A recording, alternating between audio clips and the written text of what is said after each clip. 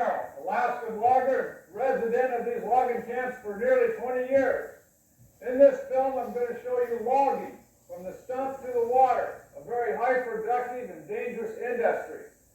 I'm also going to try and accurately give you an insight into life in a logging camp, a life esteemed by some as a very good life, and by others as comparable to being stationed overseas or locked behind prison bars drawing a paycheck. So why don't you come with me now as I join these loggers and families, and we'll find out why. There isn't time to take you to every logging camp in Alaska. This is a big country and there are many camps. I've been to nearly every logging camp in Southeast. Some are larger, some smaller, some older and others newer. But the life of the Alaskan logger is the same. This camp is located on Long Island, 60 miles west of Ketchikan at the mouth of Dixon Entrance. It's owned by Cluck Forest Products, a native corporation. This is Merrill, my wife, working in the camp office.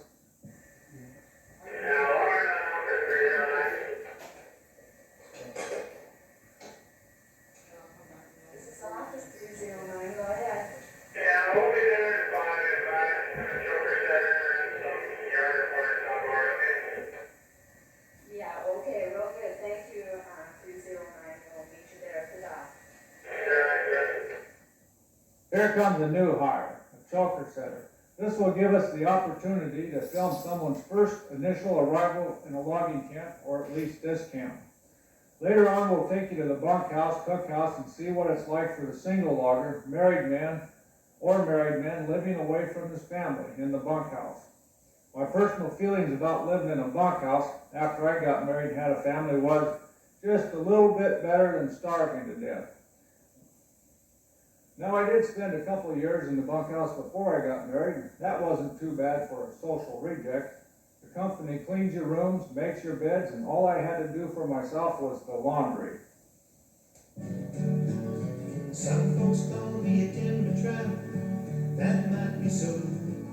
I've been to nearly every logging camp, and I'm running short of dough.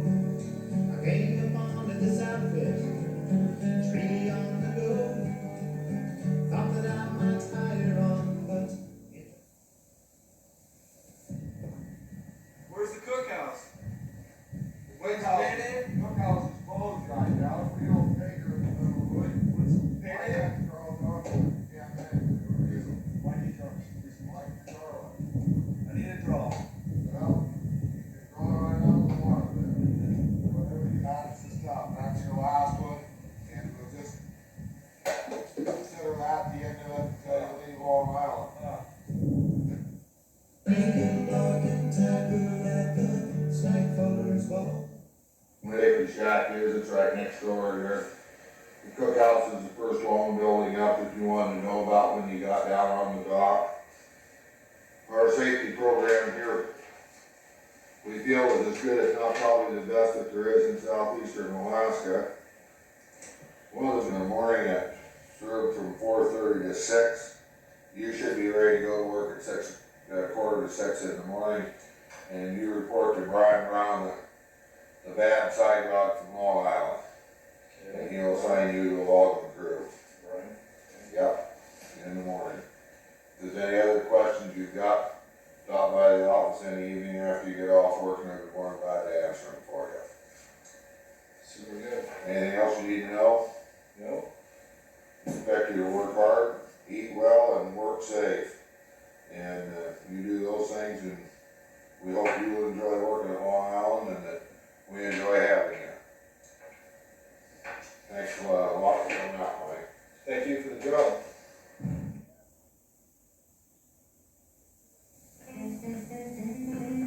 There are two ways to set up housing for a logging camp. One is a floating camp where housing is on log floats. They can be easily moved from one job site to another. The other way is on land. It cost over $1 million for the initial setup of camp. They carved it out of the wilderness without roads, parts stores, or telephones. It's only temporary. When the timber is gone, the campsite will be given back to the forest. All transportation to a logging camp is by air or water only. you will fly by a small float plane from a southeast Alaskan town. These towns are also isolated from any connecting road system to the outside and are also accessible only by air or water.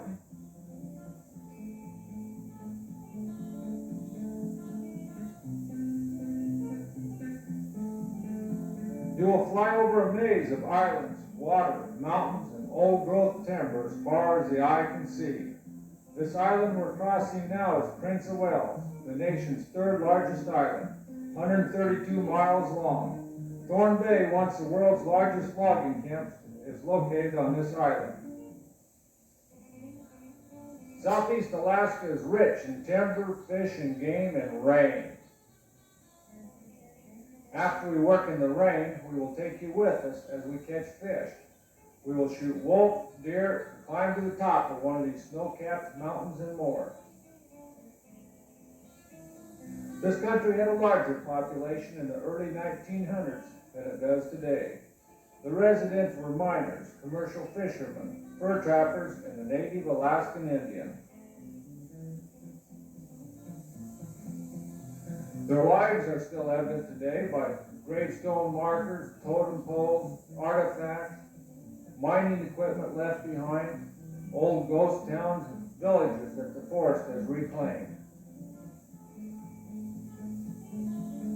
This area is part of Tongass National Forest, 16 million acres, of which Congress has placed 5.4 million acres in 14 units as wilderness that will never be logged.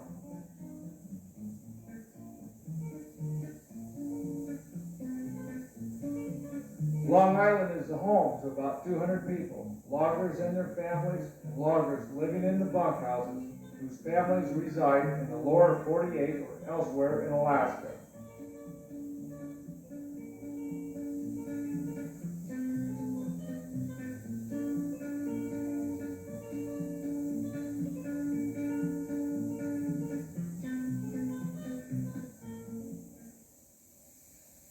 Yes, both guys, what, you the new man? Yeah. I'm gonna show you your room, Mr. John. Mike. Okay, come on in, right? Okay, you're gonna get one down the hall, I guess I will roll it. Right, here's the bathroom here for you guys. Okay, your room. Now here, this room here. Carl, I got a new roommate for you. The grader operator, this is a new rig and rack. It's gonna be your roommate, Carl. This is easy. And,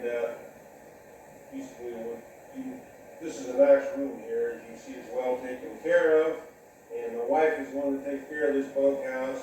I don't know, we can't manage to get some of the camp rules yet, but if you drink a lot, you urinate that bed, and that's termination. The rules, I have a few of my own, son. I go to bed early, take naps on Sunday, I get up at 3 in the morning, and you get up when I get up, and you don't, whatever you do.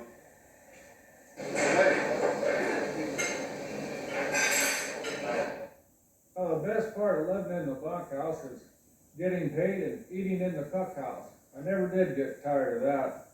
It costs the company about $50 a day for housing and food per man. Most camps charge around $10 a day to the bunkhouse logger. This camp then refunds a half of that $10 to every employee that stays until the end of season.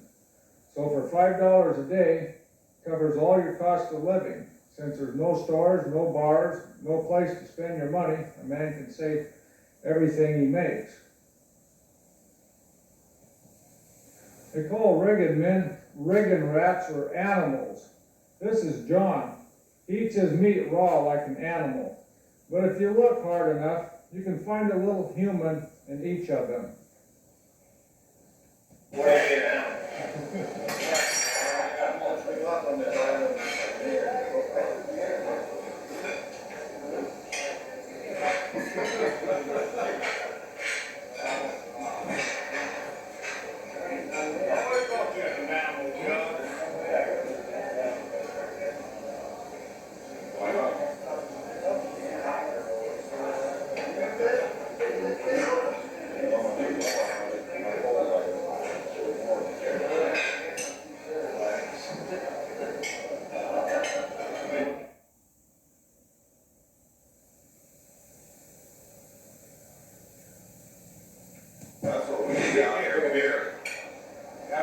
check, Mel, can't cook, get some beer. Okay.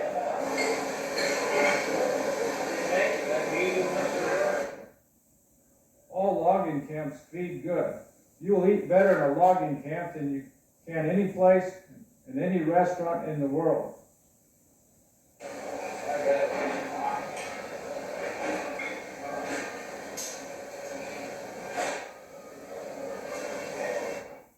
I've noticed over the years that the turnover rate for cooks is very high.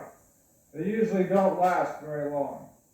Either they work themselves to death working 16 hours a day, 7 days a week, or they serve one bad meal and the crew runs them off. Mel Nichols is the head cook at Long Island. He's been here a long time, 2 years.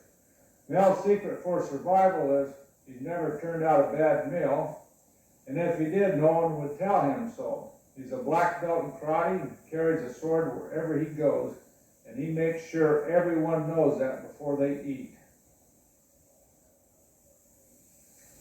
The beginning of another work day. This is the road crew going to work. They're working on 2 islands, Long Island and Doll Island. Doll Island's a 3-mile boat ride away. This is some of the toughest road building I've seen. Steady drill and shoot.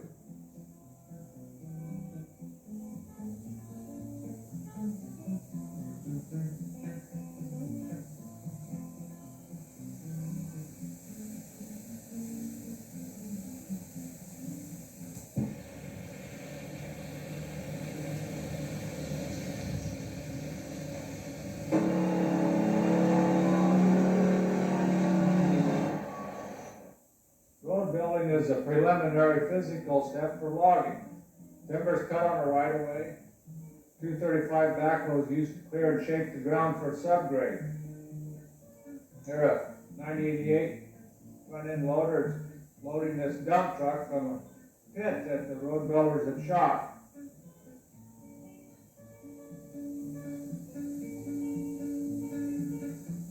Today they're working on a sort yard.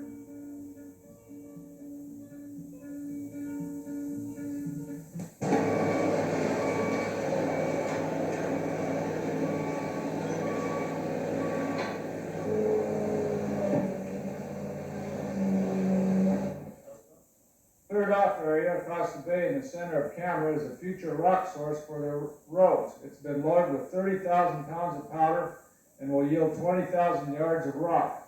Watch out for flying rocks. Sometimes they travel a long ways.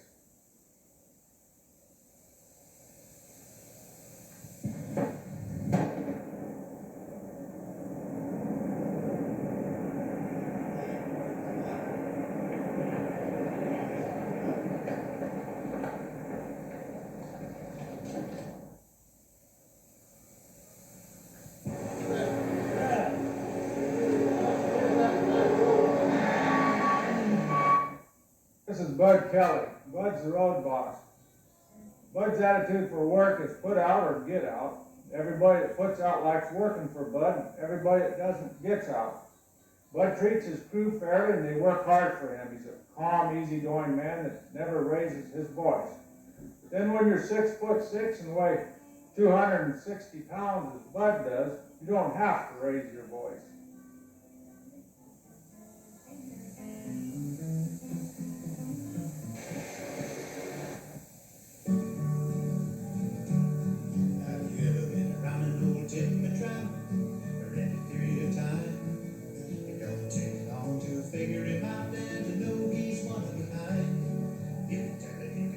The timber here is some of the largest in Alaska.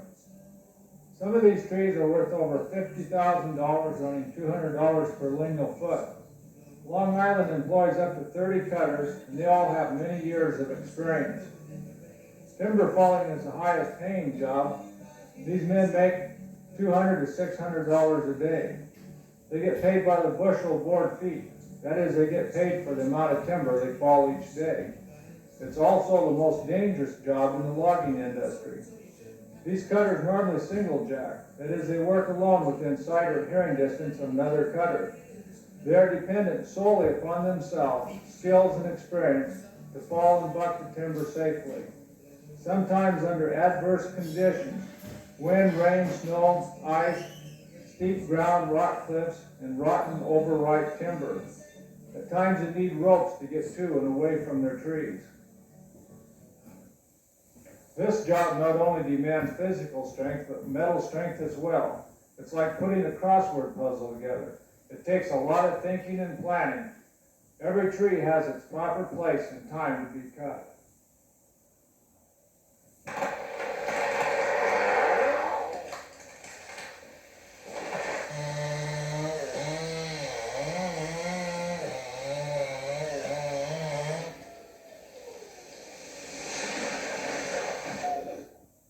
This big spruce was 15 foot diameter on the stump and had over 45,000 board feet in it.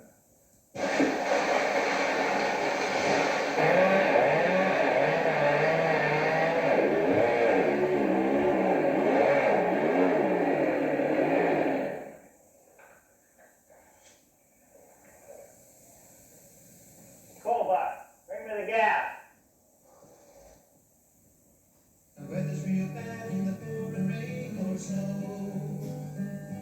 But the worst thing The timber cutter is thinking about his job every minute, every second of every day. How to get the job done safely, how to get the maximum recovery and save from each tree.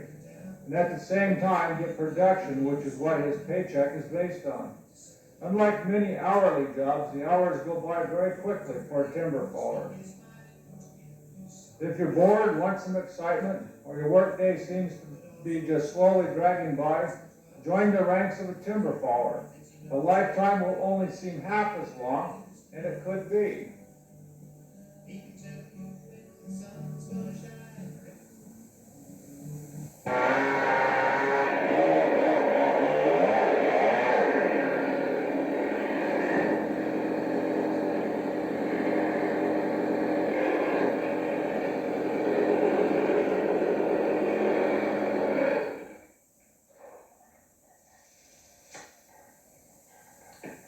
Get back in your bed, Bullbuck.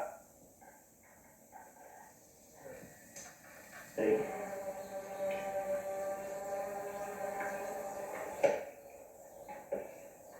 Timber!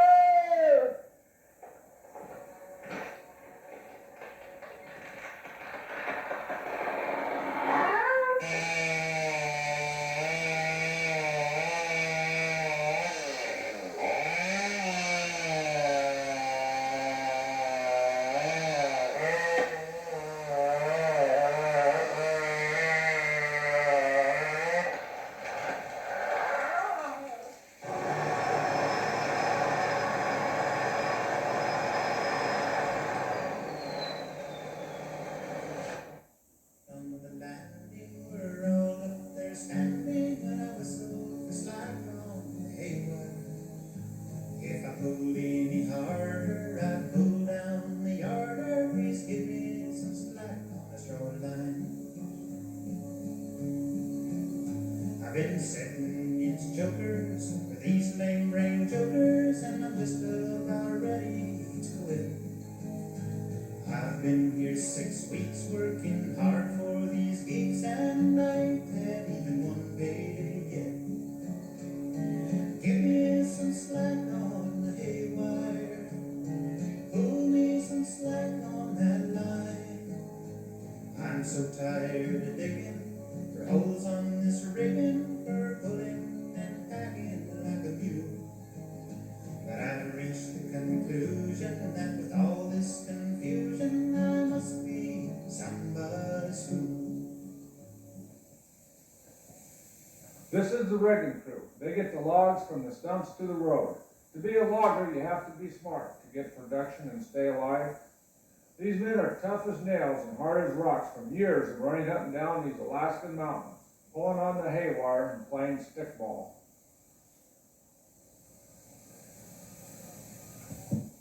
A friend told me he once hired 2 college varsity football players to set chokers for him on the rigging. These young fellows couldn't keep up the pace the old loggers were running. One quit after 2 hours, the other lasted 2 days. They both left thinking that loggers were some kind of superhumans.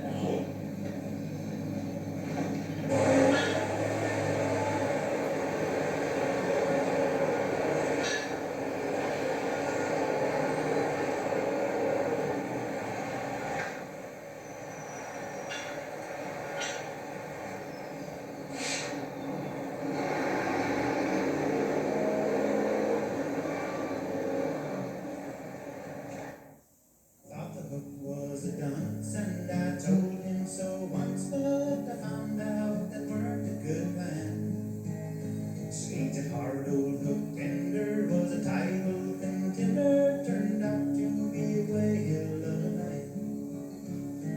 Give me some slack. This is hook tender, Herb Burton. He's the boss over this logging site. Herb can do all the jobs in the woods, from falling timber to running any piece of equipment, and do them all well.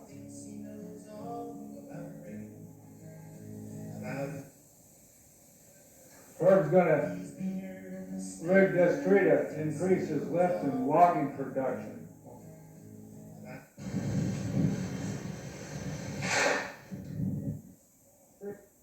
While Herb was up the tree, a squall blew in, and it's blowing 20 miles an hour now. Weather changes rapidly up here. Well, the guy on the loader couldn't be any bolder about throwing stuff over the hill. We all threatened to quit if just one of us gets hit, and I can't believe we're all here still. That guy on the loader is Dick Thomas. He's never hit anyone, watches out for everyone. He's good and safe. I'm tired of these beggars getting stuck with these jaggers. I'm tired of pulling on this straw line. And it's coming the season when I don't need a reason to be headed on up the line. Now I'm not one to cry, and I can't tell you why, but tomorrow will be my last day. If I have any luck, I'll be on that last truck down the road, turning the pay.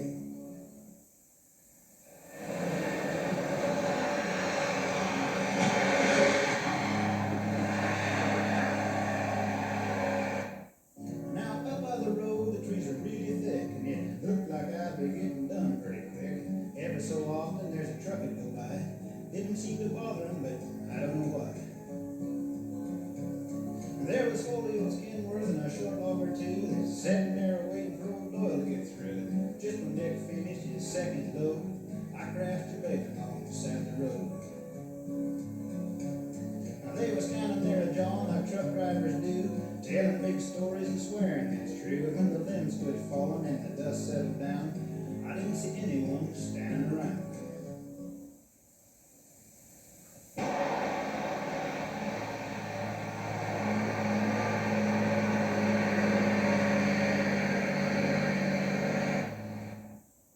Well, a friend of mine went into a doctor for a brain transplant.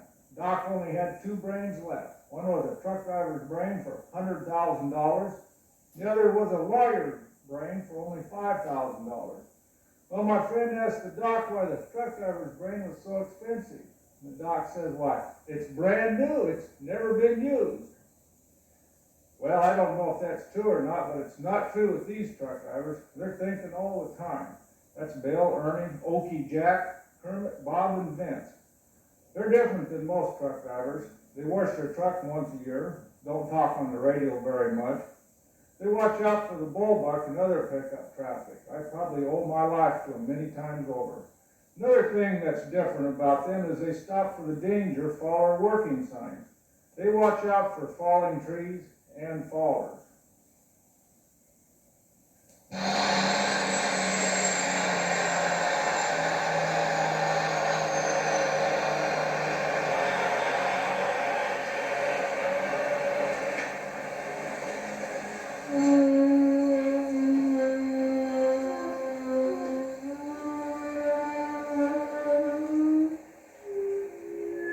Trucking is a dangerous job that I certainly wouldn't want. I'd rather take my chances wrestling with an old grizzly bear than drive a log truck. Some of the conditions up here in southeast Alaska may be the worst in the industry.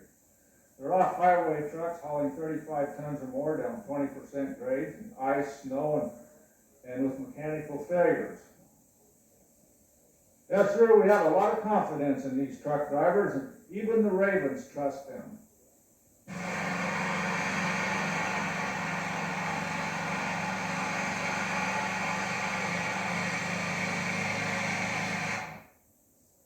Old Merrill, the cook, he thinks we really like his cookies. He bakes 50 pounds a day. I don't know anyone that's eaten more than one. We're just scared to tell him so. Here's where his cookies go. Watch this raven as he takes one of Merrill's cookies out of this truck driver's hand.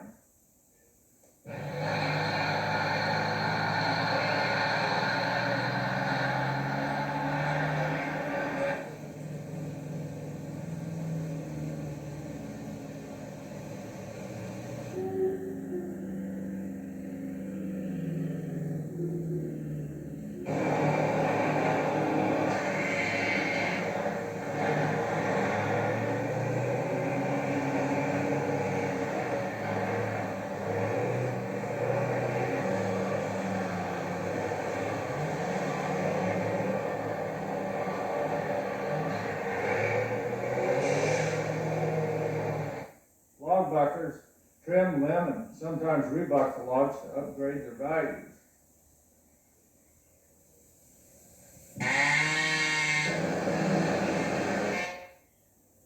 They are scaled by bureau scalers and sorted by grades and value, branded, banded, and bundled and placed in the water. After the bundles are placed in the water, the boom boat operators will put these bundles in log holding rafts where they will be held until a ship comes in.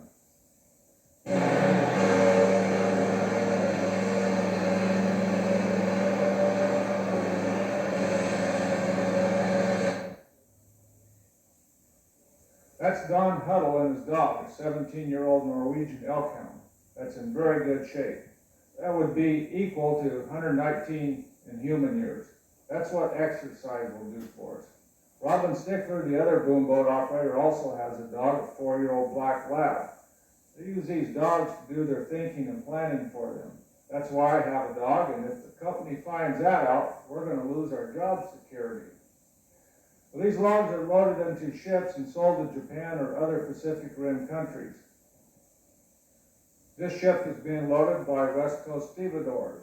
They load ships throughout Alaska, and this type of weather follows them.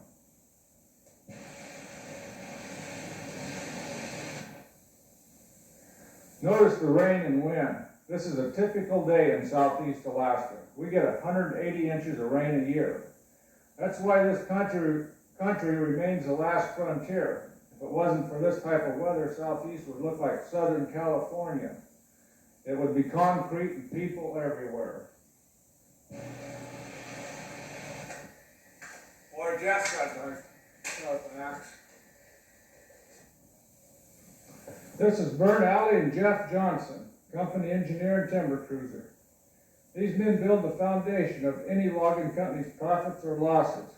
That is, if they make poor estimates of timber value and or poor logging road layout, the company would lose their profits or worse. Now Jeff and Vern, they don't make poor estimates or decisions. They've made this company millions of dollars, and they're rewarded every 2 weeks with a paycheck. Even though Vern and Jeff both have college education, it hasn't hurt them a bit. They both still have good common sense and practical ideas. Now that comes from years of experience, and with the combination of experience and education, it makes these men very good at the job they do. Vern, last winter a lot of people said you were going to die. The fact is you look like you were going to die, and you're at death's door. All your hair fell out. You lost a lot of weight. Some of the doctors said you were going to die. Your whole body was filled with cancer everywhere except the brain and the bones. You want to talk to us about that? Yeah, I want to talk about that. Most people, it bothers them to talk about being ill, but I had a miraculous recovery, and I'm proud of that. I don't take any credit for it. All the credit goes to God. But I want to say that I had cancer that killed most people. It's called lymphoma. And a lot of people in camp and all around Southeast, and some people as far away as Virginia and North Carolina prayed for me. And the first time the doctor gave me the chemotherapy, the next day I woke up as if I was healed. And well, my wife and I were together then, and we claimed the healing in the hospital. And we were sure that we'd been healed, died and healed. And as time went on, I was cured of the cancer, but I got a hepatitis B virus, and it caused me to become yellow looking in the face and swell up and weak and everything. And then that was a test of my faith, because it seemed like I'd lost the healing. And the doctor couldn't understand what was wrong with me, because he knew that the cancer was gone, but yet I kept getting sicker and sicker. And he never thought that I might have hepatitis B. So I was through a time of trial there. But thank God I recovered from it. And I can give all the credit to the Lord for me recovering from that cancer and from the hepatitis, which had a stronger effect. You know, it was more trouble than the cancer, really, as far as the pain and discomfort are concerned. And I got over that in March of this year and started working again with Jeff and other engineers for the company in various locations. And now, this is September, I've gone 6 months, and as far as I can tell, I've recovered all my strength and mental powers. The only problem I have is weak eyes. The basic reason why I got the cancer was because when I was a young man, I was an alcoholic. From the time I was 14 till the time I was 38, I drank every day. Perhaps, some cases all day. And some days are lost forever from my memory because of the alcohol. And the doctor thinks that my liver was damaged considerably by that. And that's where the cancer originated. Consequently, when I quit drinking, I still had the residue of the alcoholism. And it's caught up with me later in cancer. So if anyone out there drinks, consider what it can do to you in later years. I'm 44 years old, and I've been through a lot that I wouldn't have gone through if I'd have stayed away from the booze. It's caused your divorce too, didn't it, Vern? That's right. We were divorced for 1.5 years because I was an alcoholic and was not a good husband and father. And my wife had to live without me because she couldn't live with me. She took me back when I promised not to drink again, and I lived up to my promise. I haven't had a drink since March 13th, 1983. Did you quit drinking, Vern? I got down on my knees and prayed to God. He took the alcohol away from me. I had to ask him for it, because I couldn't do it on my own. I was a total alcoholic and totally, a slave to alcoholism. And it's impossible to quit doing anything that you're a slave to without his help. And he took it away from me just like that, overnight. Just like he cured that cancer. A real strong feeling, sense of peace and recognition of his glory. This timber stand here is a sign of his work. And I get to be in these trees, these stands of timber every day.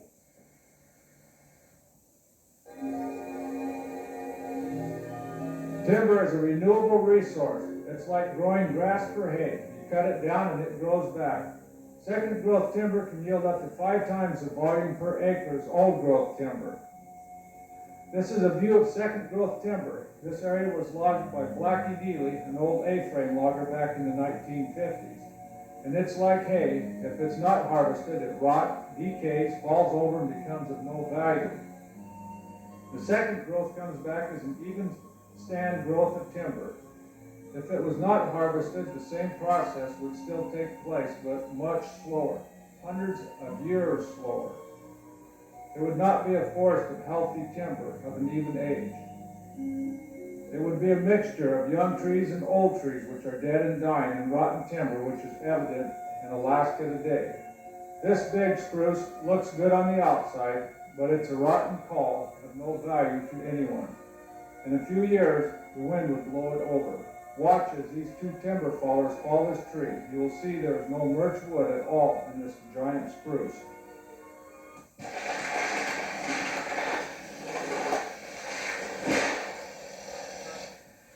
Pretty rotten on the stump, wasn't it?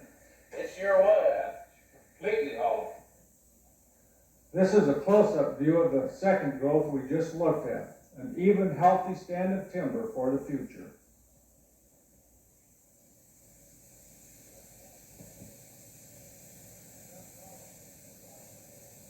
Jeff, tell us a little bit about your job.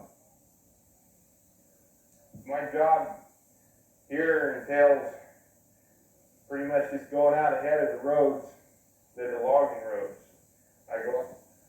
Also gotta make sure I flag out all the eagle trees. There's a lot of environmentally sensitive areas up here, a lot of fish streams and eagle trees, and they all have to be protected. And that's part of my job is to find all of them and make sure that we don't damage them during the logging. Southeast Alaska has the largest population of bald eagles in the world. About 10,000 eagles live in southeast Alaska alone. An eagle's nest is found every 1 1/4 miles per shoreline on the average. Alaska had a bounty on eagles from 1917 to 1952, resulting in over 10,000 eagles killed. When the bounty ended, it was $2 per bird. Penalties now range up to $10,000 fine and 2 years in jail for killing an eagle. Loggers spend a lot of time and energy and dollars to protect the eagle, fish and game, and the environment. Logging will increase the deer population due to increased food supply created by logging. The first year we started logging on this island, in a full day of hunting, I would see from 5 to 0 deer a day. Now, after 8 years of logging, the deer population has increased dramatically.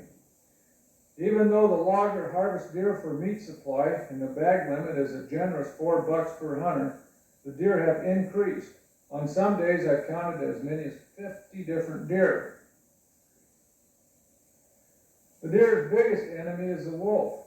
I would guess that only 1% of Alaska ever gets hunted, but the wolf is hunting all of Alaska every day, year-round.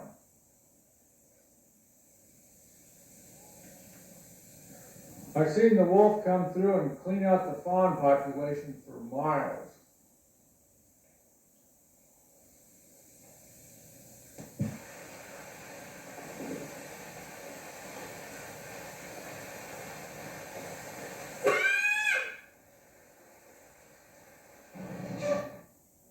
Another support and backbone of any logging company is the shop crew, mechanics. These are the men that keep the equipment going. These men are experts at fixing the impossible, improvising, and are very creative thinkers. When you're many miles and sometimes days or weeks away from needed parts, they can make something that will work.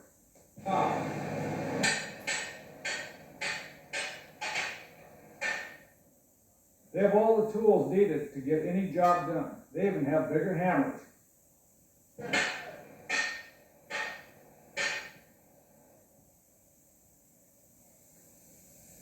This is Andy Johnson. Andy is a shop foreman. He has many responsibilities along with a lot of paperwork.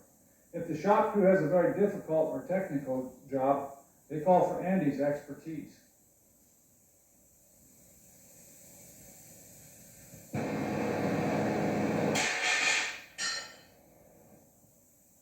Looks like he got the job done.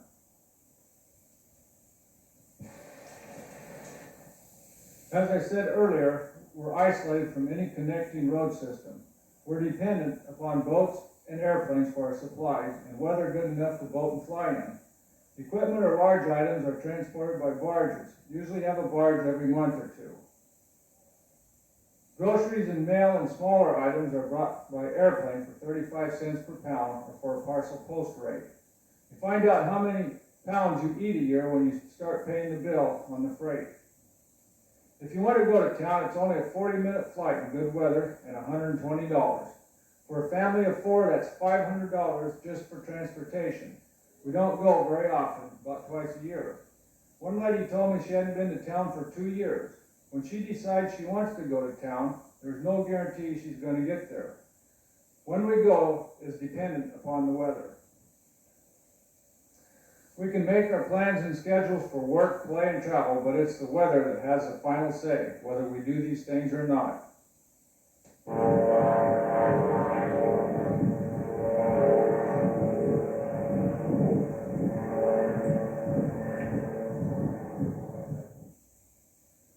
Southeast Alaska is a country that teaches patience. For the outdoors person, pilot, or boater, they must have a healthy respect and patience for southeast weather. They have to learn to come and go as the weather dictates. If they don't, they will learn, and maybe too late, the weather always wins. There's a lot of good bush pilots up here in Alaska. There are some old ones and a few bold ones, but there are no old, bold pilots. This is Pilot Jim Hall flying the airplane. Jim's been flying up here in Alaska for about 25 years. He knows what to do and does it. I've always felt safe flying with Jim, and he's got eyes like an eagle. He will spot more game than anyone I've ever been around. For every moose or mountain goat I might spot, Jim will spot 10.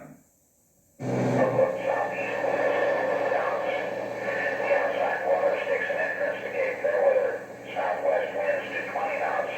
Issued at 3:30 p.m. today. So 781 observations, phone line, Southeast Alaska, 015 acre.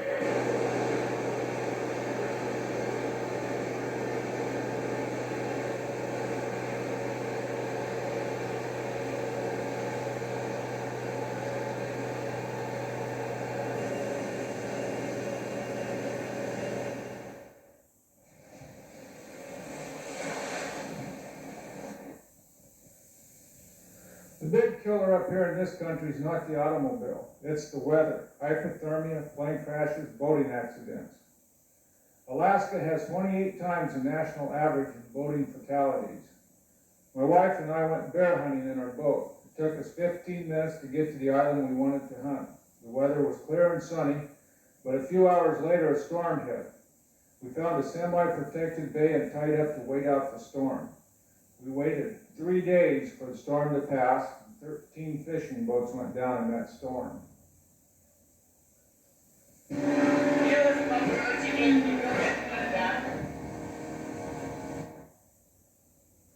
We've been up in logging camps when no planes could come in for weeks because of weather. No mail, no groceries. Here the kids are coming back in their boat from an outing on Doll Island.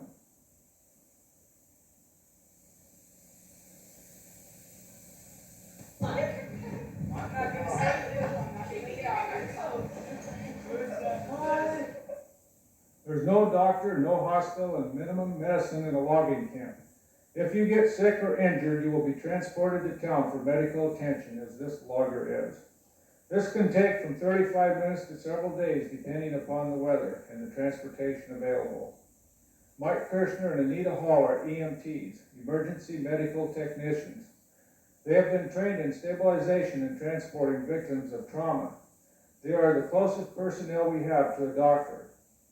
Mike and Anita both have full-time employment, yet they are on call 24 hours a day. They donate a lot of their time taking care of the community, sick and injured, brushing up and practicing their skills. Sometimes they are faced with enormous responsibilities and decisions. Well, I'm going to go call a doctor and get some advice. So, you know CPR? Okay, you can take over there, you're in charge if you need it. Now. This is the school at Long Island, named after John Green, the first camp manager. John logged up here for about 35 years before he died. He and his wife Pauline love Southeast Alaska and love children. There are about 30 students attending school this year, grades 1 through 12. 3 teachers and 3 teacher aides for 30 students. Lots of special attention, and no one goes through this school unnoticed. This is a very nice school building. Some logging camp schools have been one room for grades 1 to 12, or home correspondence where there were no school. Dad? Well, what did you shoot? Nothing. Shoot some salmon? No, I shot some grass. Good girl. You gonna be a hunter like your dad? Yeah. And a trapper? And a fisherwoman? Yeah. I caught a big halibut once, but the guy lost it. Big red snapper like Mom. Well, listen, you like living in this logging camp, girl? Yeah. Lots of fun, isn't it?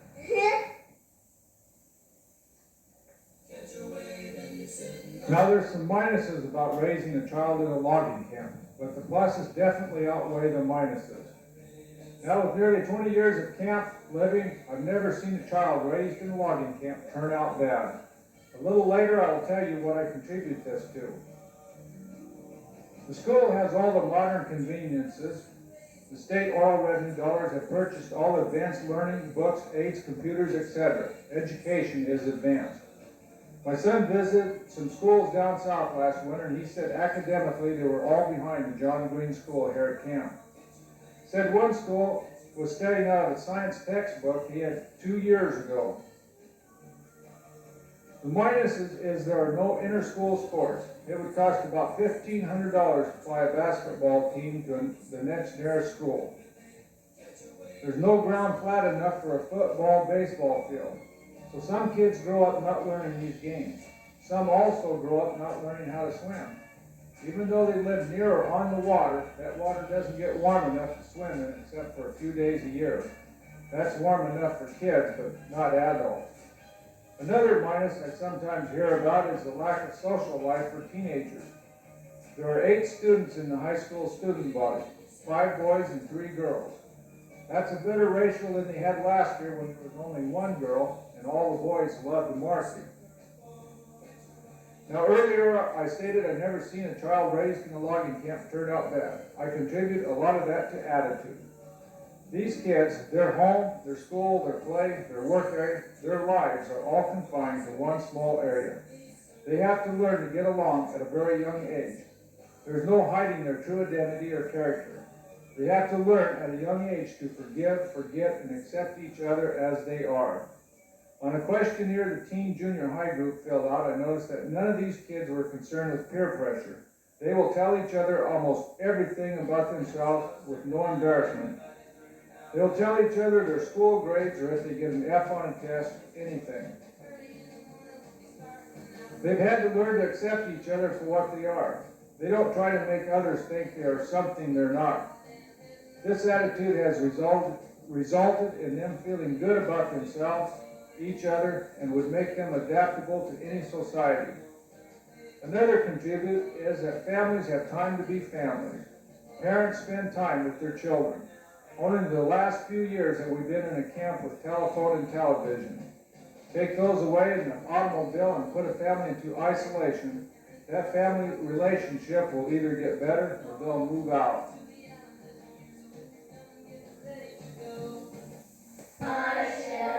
It's a happy day, and living for my Lord. Calling deer is an effective method of putting meat in the freezer. My wife says it's a man's world for outdoor recreation up here. No shopping malls, theaters, or going out for dinner. Many of these ladies have joined that man's world. The problem with having these ladies in a man's world is they sometimes outdo us, as Linda Breithoff has done here with this 175-pound halibut. Shot. And my wife by killing 15 bucks in a row with 1 shot each. Now our daughter's taking after her mother. She's killed her last 7 bucks with 1 shot each and has her name in the world's record Boone and Crockett book. I wish they would just go back to cooking, sewing, and those things that women are supposed to do.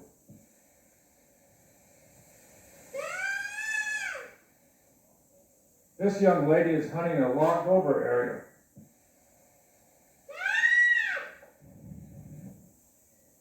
The favorite habitat for these deer are in the logged over areas where the new food supply is coming up. They eat, sleep, and bed down in these areas. The stumps and slash from the logging make it more difficult for the wolf to catch them. They have a better chance for survival out here than in their natural habitat.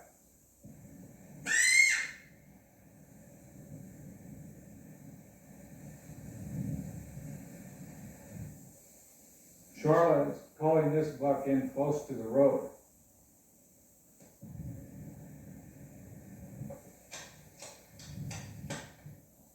The new tree's coming up.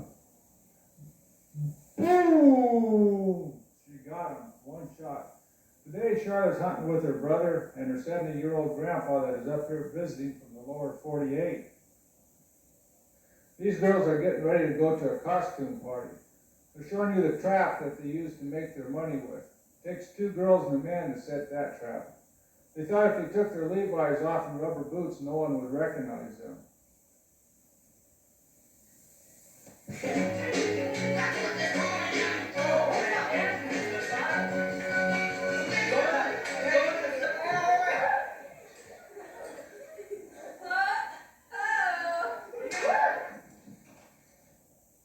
Most of the kids in camp trap during the winter months. School is out 6 weeks during the winter and 6 weeks during the summer. They trap mink, beaver, wolf, and marten. This is a marten. It's the most desirable and profitable catch. Last year, the kids averaged $75 per marten. They're abundant in Alaska, Canada, Russia, but scarce in most of the world. Demand always exceeds the supply. The kids were 3 and 5 years old when they started trapping. They had 6 traps that year and made $300 each.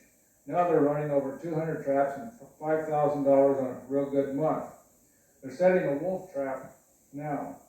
These wolves are very intelligent, usually more intelligent than the kids. It's their college money. It's saved and invested. Teaches them to work in money management.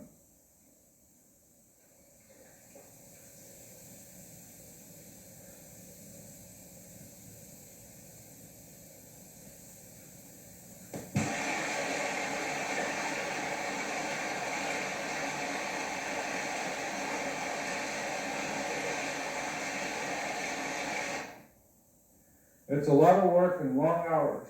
They use the short daylight hours running the trap line in pouring rain, snow, ice, and wind, then spend long hours skinning and preparing for the next day. We're very fortunate to have Frank Norton in this logging camp. Frank is a timber cutter and a 4th-degree black belt instructor in karate and judo. Frank is a born-again Christian, and he teaches love, patience, and forgiveness along with karate. Frank loves kids, and he donates a lot of his time to the kids in this logging camp. Here, Frank is teaching Charlotte pressure point. Her brother makes a good guinea pig. Well, she doesn't get it quite right, so Frank's going to demonstrate. Watch this pain.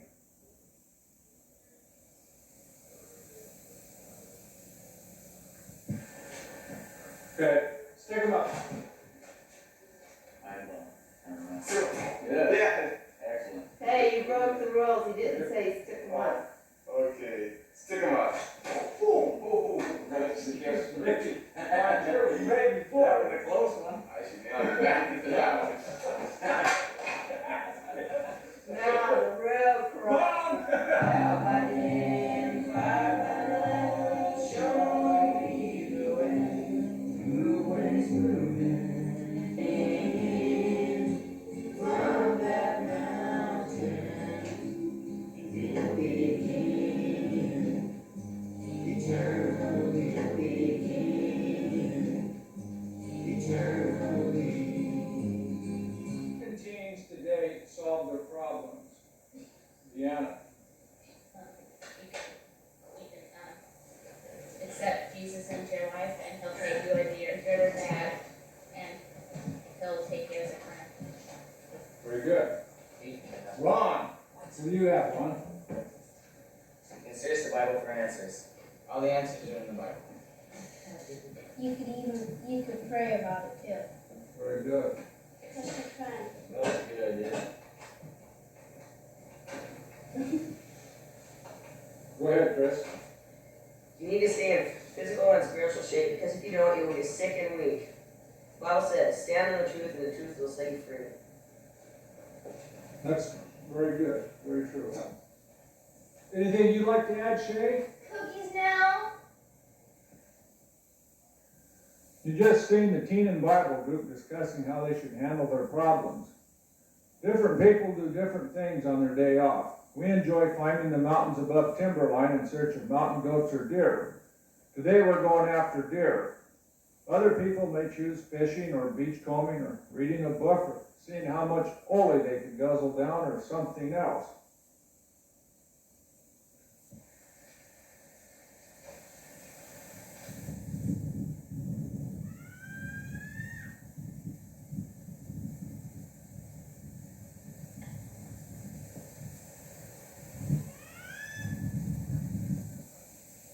We're nearing good deer country now. Lynn's blowing on the deer call while we take a break and catch our breath. While we were watching this doe, a 4-point and forky horn buck came in behind us. While I tried to get the camera on them, they took off. I found it's a lot harder to shoot a deer with a camera than with a gun.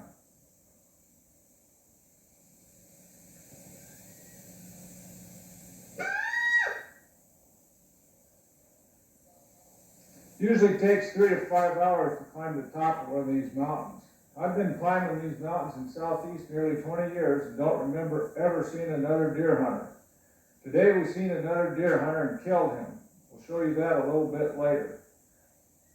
Notice our boat in the background. It's that little white spot, and we're only halfway to the top. We can shoot deer near camp or on the road, but this is a lot more fun.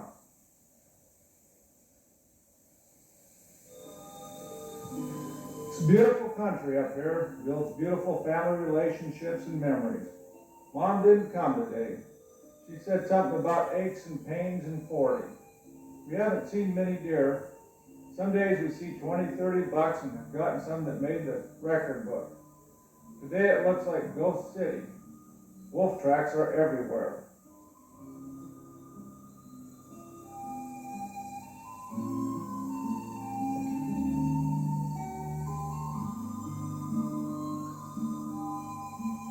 There's a wolf. We got home that evening. I told Lynn's mother that we had seen another deer hunter hunting our mountain, and Lynn killed him.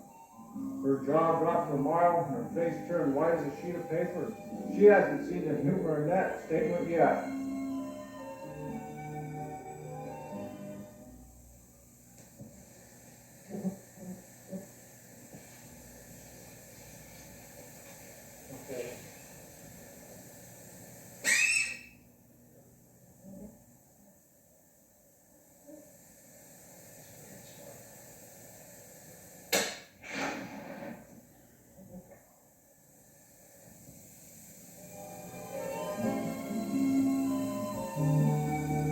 Here comes Lynn carrying his wolf.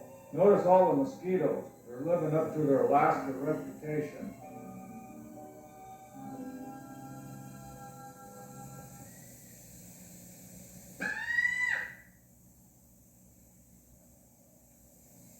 Lynn has a buck coming to his deer call, and he's showing his dog where he's at.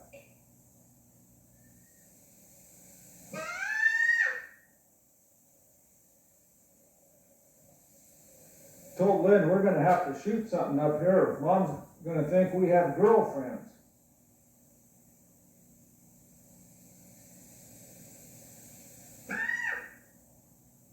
Last weekend we got rain and fogged out. Visibility was near zero. Came home empty-handed. The weekend before, the kids only wanted to shoot Boone and Crockett bucks, and we didn't see any. This buck, he's seen us, and he knows that he's been fooled. He won't come any closer. We'll need to make a long shot on him.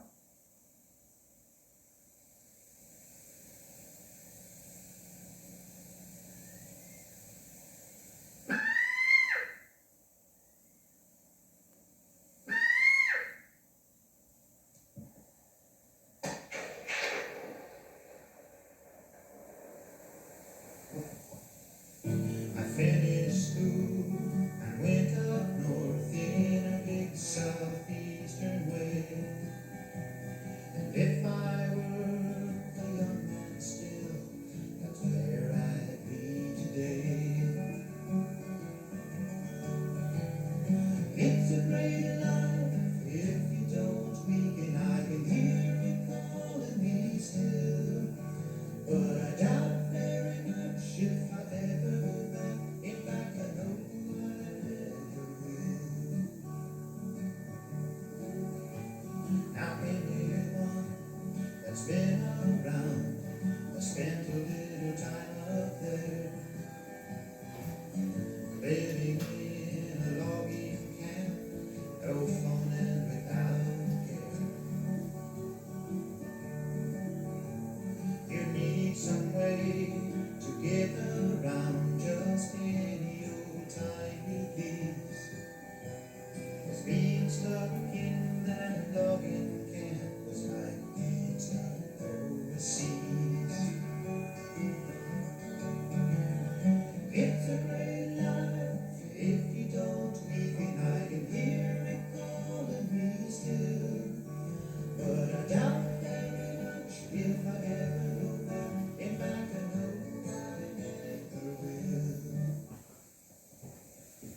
Well, let's go visit the ladies in camp and we'll find out how they get their groceries.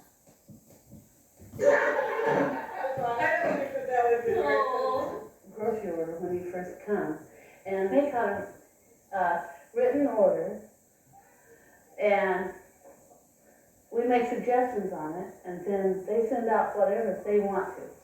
That's how you get your groceries. He's wondering what we do in a logging camp. There's nothing to do, there's nowhere to go, we don't have anywhere to drive or anything. They probably think it's really boring here. They just think it's just really strange for us to come all the way out in the middle of nowhere and live like this. You should keep on. Go ahead. Well, I have 5 boys and it's a full-time job.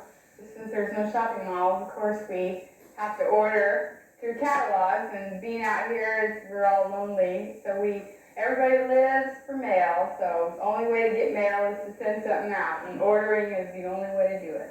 So we order through catalogs and catalogs and catalogs of clothes, and everybody loves to get catalogs. Everybody lives for the new sale book for J.C. Penney. What? No mail? We haven't had mail for 3 days now. Oh, it's so foggy out, even the seagulls are I wouldn't even mind getting a bill. The fishing is great if you like to fish. The countryside's pretty too. If you spend the season up there, it seems to keep calling you. Now I've got friends that live up there, they've made Southeast their home. If I decide to ever leave here, I guess that's where I roam. It's a great life if you don't tweak it. I can hear it calling me still, but I doubt it very much if I ever go back. In fact, I know I never will.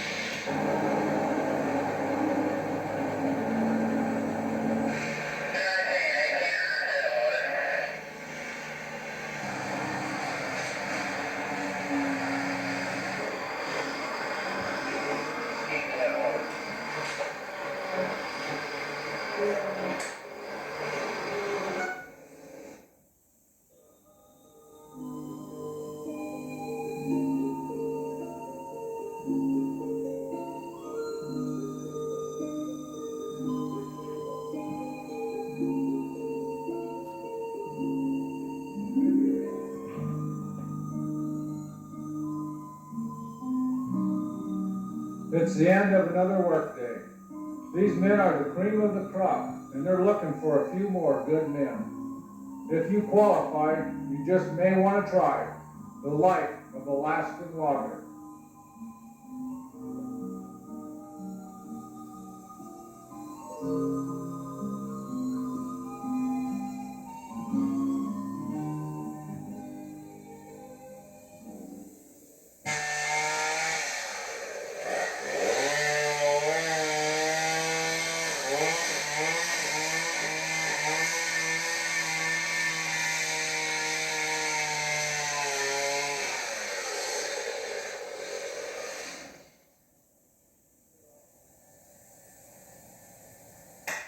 Well, you do pretty good, wet and upside down, homie. Takes a little practice, but it works all the time. Hang on to your hard hat.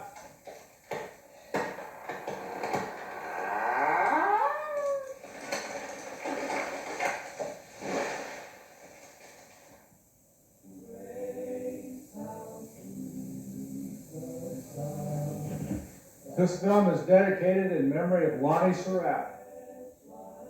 who tragically lost his life in a logging accident last week. Lonnie was a longtime veteran timber faller with 25 years experience, one of the best in the profession. In the 5 years Lonnie worked in this camp, he set a record for safety and attendance. He went years without losing a single day for injury or sickness. He was a high production cutter with a great attitude. We're going to miss Lonnie and the Surratt family. To his wife and children, I hope this video will keep the memories alive of the good times we shared in this logging camp.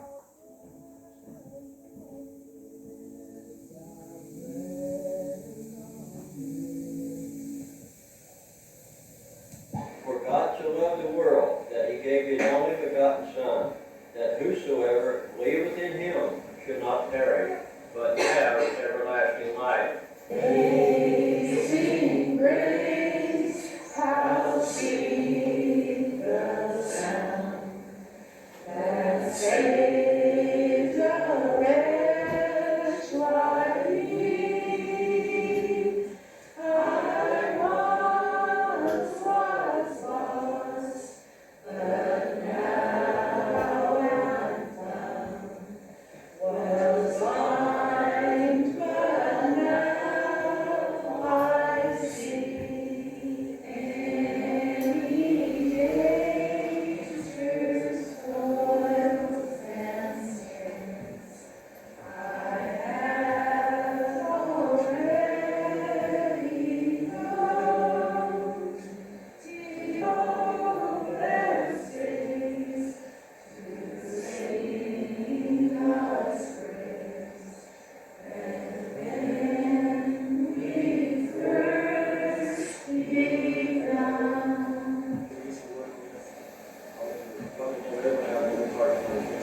Pet family. Alan's married to Darlene and has 2 daughters, Amanda and Teresa.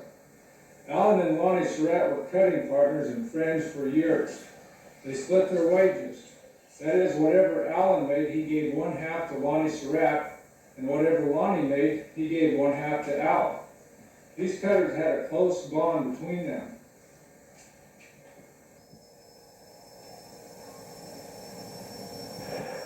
When we went to work that morning, it was just like any other morning.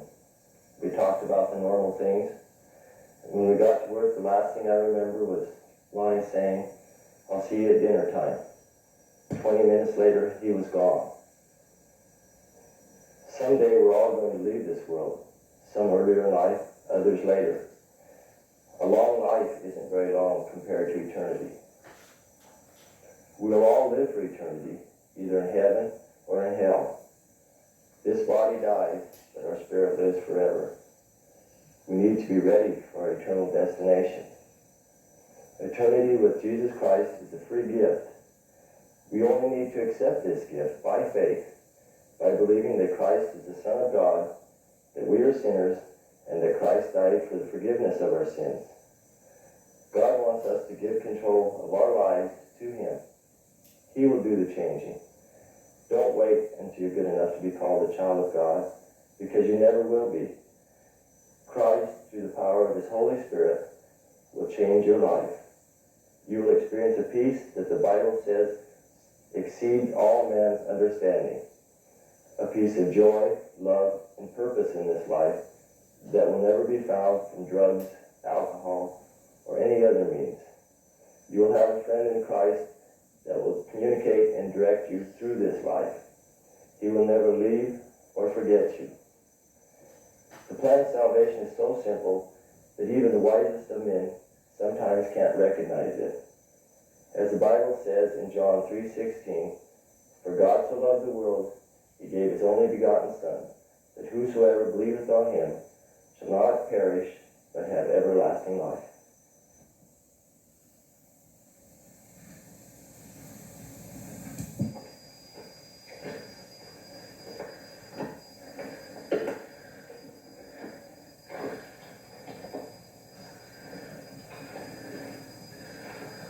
Maybe as you heard us talk about fellow employee and longtime friend Lonnie Surratt, how he told his partner, "I will see you at noon," and 20 minutes later met with a fatal accident and went out into eternity.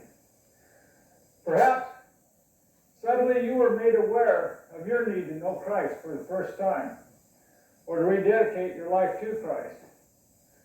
There may be someone here or near that can help you in that decision. If not, I would be glad to share with you how I came to know Christ and how you can also. You can hope to hear of your decision, or at least meet you in eternity. Work safe, live safe, and God bless you.